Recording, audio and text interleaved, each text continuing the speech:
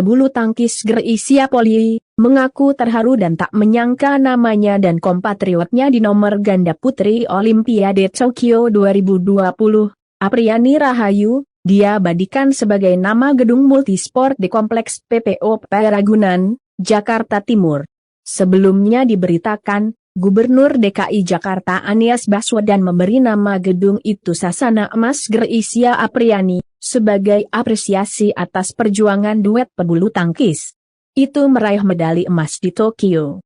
Namun, dari sederet apresiasi itu, Grecia mengaku tak menyangka nama dirinya dan Apriani diabadikan di sini, di gedung-gedung yang akan melahirkan atlet-atlet gemilang di masa depan. Yang tidak kami sangka-sangka, gedung ini dinamai sesuai prestasi kami di Olimpiade.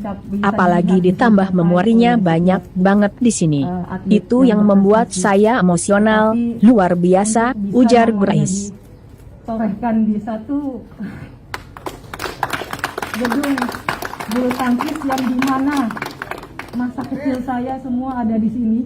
Ini dulu lapangan lari kami. Maksudnya waktu itu kami di situ, tapi ini lapangan pemanasan. Waktu itu mama saya antar saya ke sini, panas-panas dia kita karena mau latihan sore lagi, ada latihan pagi, ada sesi sore, kita neduh di sini, buka bawa bekal makan di sini. Inilah tempat yang memorinya luar biasa yang saya tidak bisa jelaskan lebih lanjut di sini. Kami ingin nama ini, jadi waktu kemarin kita mendiskusikan Pak, karena ini atlet-atlet yang dibina di Jakarta oleh Jaya Raya, kemudian berprestasi internasional. Kami ingin agar penghargaannya memberikan motivasi lintas generasi. Membuat orang begitu melihat, saya ingin seperti dia. Saya ingin bisa seperti dia. Saya ingin membawa emas seperti dia.